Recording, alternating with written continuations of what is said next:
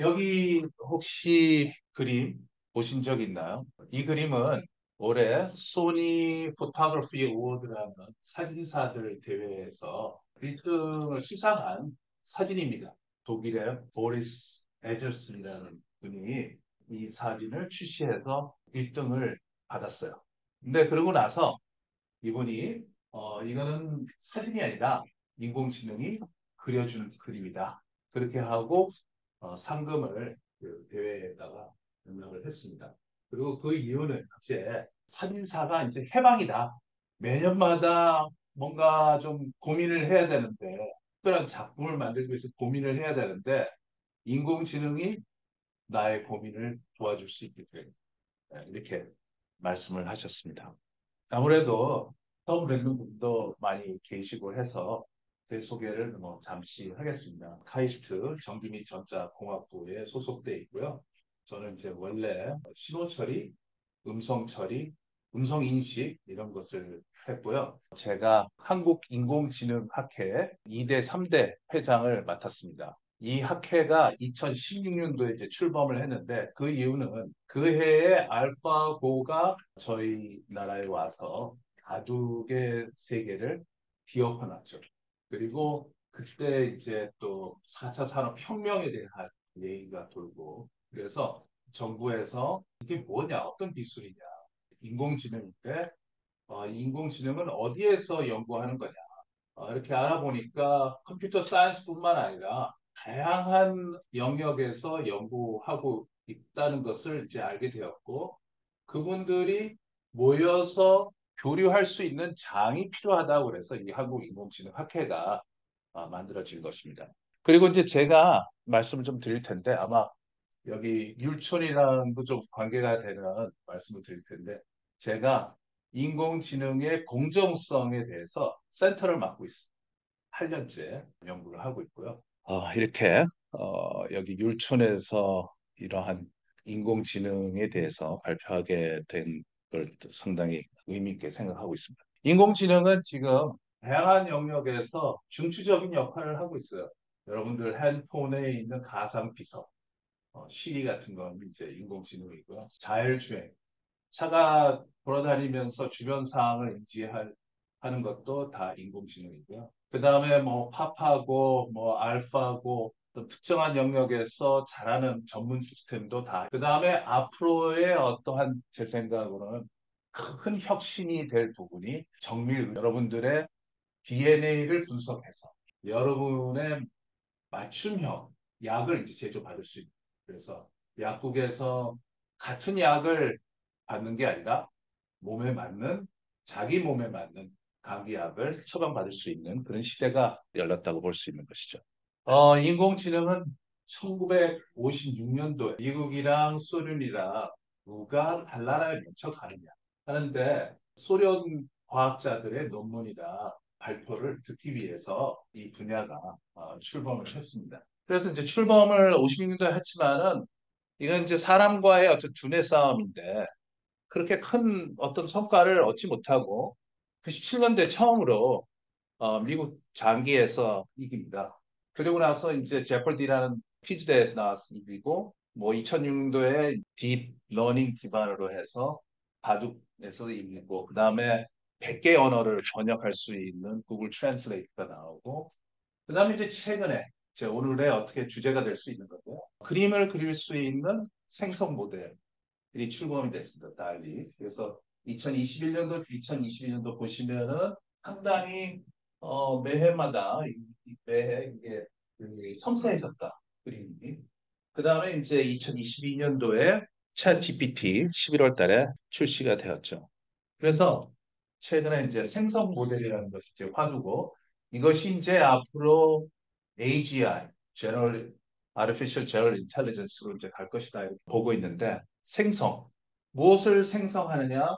언어를 생성하는 챗GPT, GPT가 언어를 생성하고 있고 그 다음에 그림도 생성을 하고 있고 그리고 오래전서부터 말을 생성하는 음성 합성기가 연구되어 왔습니다. 근데 최근에 언어랑 영상 생성에서 큰 혁신이 언어 생성 같은 경우에는 일단은 다음 단어와 마스크된 단어를 예측하는 것을 기반으로 해서 그게 이제 파운데이션 모델이라고 하는데 이걸 잘하는 것이 그 다음에는 지도, 작은 약의 어떤 지도 학습을 받으면은 번역도 할 수 있는 거고 대화도 할 수 있는 거고 질의응답도 할 수 있는 것이.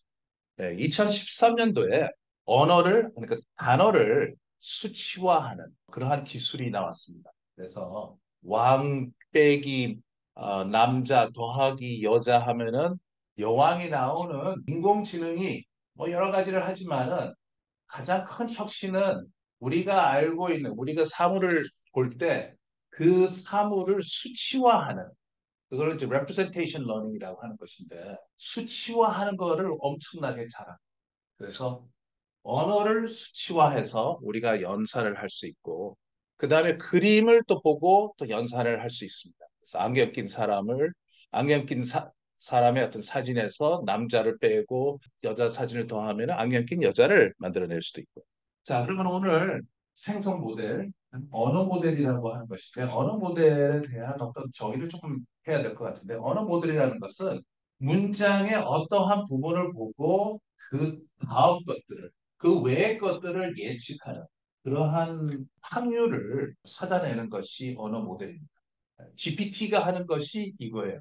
어떤 문장에서 다음 단어 예측이든가 마스크된 문장을 예측을 하고 이게 또 확률 기반이기 때문에 항상 같은 문장을 생성하는 것이 아니라 매우 다를 수 확률에 의한 그래서 뭐 여러분들 아마 챗 GPT 많이 써봤을 것 같은데요.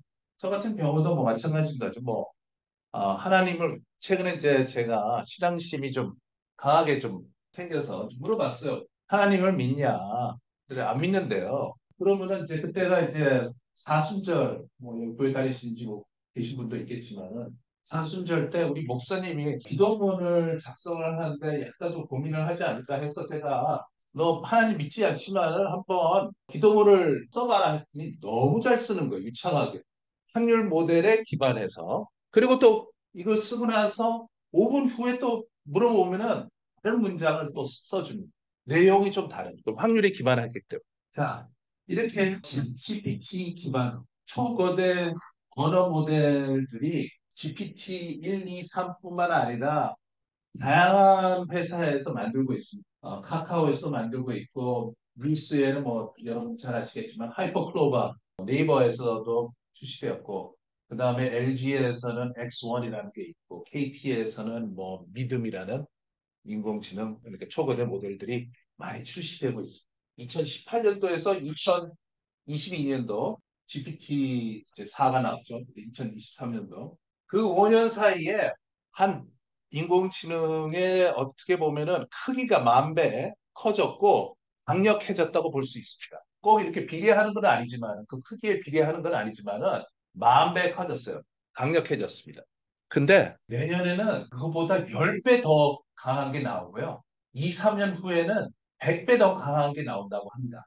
이것이 이 무스타파 이번에 딥마인드의 파운더인데요. 딥마인드 알파고 지금 챗 GPT도 훌륭한데 2, 3년 후에는 그거보다 100배 더 좋은 인공지능이 나온다는 것입니다. 우리 세상이 어떻게 되겠습니까? 지금 인공지능은 뭐 많이 사용되고 있어요. 뭐 번역하는데, 요약하는데, 질의응답하는데, 그다음에 개체명 찾아내는데, 뭐 음성 인식하는 지금 많이 활용되고 있고, 또 아마도 오늘 계속해서 발표가 나올 텐데요. 지금 이 정도도 여기서 잘하고 있는데 이것을 100배 더 잘하는 것이 나오고요. 이건 저희 연구실에서 만든 요새는 이제 그림을 그릴 때는 시간이 많이 걸립니다. 디퓨전 모델이라서 많이 걸리는데 한 번에 어떤 그림을 넣으면은 그 그림을 편집할 수 있는 다양하게 편집할 수 있는 여기 잘 안 나오네요. 편집할 수 있는 기술을 개발을 했습니다. 자, 오늘 뭐 얘기가 좀 잠시 나왔지만은 다 좋지만은 인터넷이 지금 오염되고 있어요. 가짜 뉴스. 누굽니까? 이 정치인들, 거짓말쟁이들. 그리고 기업인들 뭐 많습니다. 인터넷이 이렇게 되면은 앞으로 이순희 씨는 일본 사람이 될 수도 있어요. 많은 우려가 있습니다. 생성 모델이 환각을 한다고 거짓말을 합니다. 그 다음에 탈옥을 합니다. 탈옥이라는 것이 무엇이냐면은 이 생성 모델이 출시되면서 하지 말아야 되는 얘기가 있어요. 오늘 저분을 봤는데 기분이 좀 안 좋아. 어떻게 하면은 깜짝같이 사라지게 할 수 있지? 챗GPT 그런 거에 대해서는 얘기를 하면 안 되는 겁니다. 그래서 가둬뒀는데 얘가 가끔 가다가 속여서 나오게 할 수 있는 것이. 그 다음에 편향성에 대해서도 문제가 있는 것이. 지금 인공지능은 과거에 우리 데이터를 학습을 했어요. 과거가 우리는 공정했습니까? 과거가 현장으로 쌓여 있습니다. 그것을 배우고 있기 때문에 판단을 앞으로 판단하는데 공정하지 못하고 F는 fair하지 못하고 그 다음에 인공지능이 지금 뭐 많이 읽어보셔서 알겠지만은 사실 전문가도 예측을 할 수가 없어요. 출력에 대해서. 그것을 emergent abilities라고 하는 것인데 인공지능한테 아랍어를 분명히 가르치지 않았는데 아랍어를 알아내요. 프롬프트 튜닝으로 해서 아랍어를.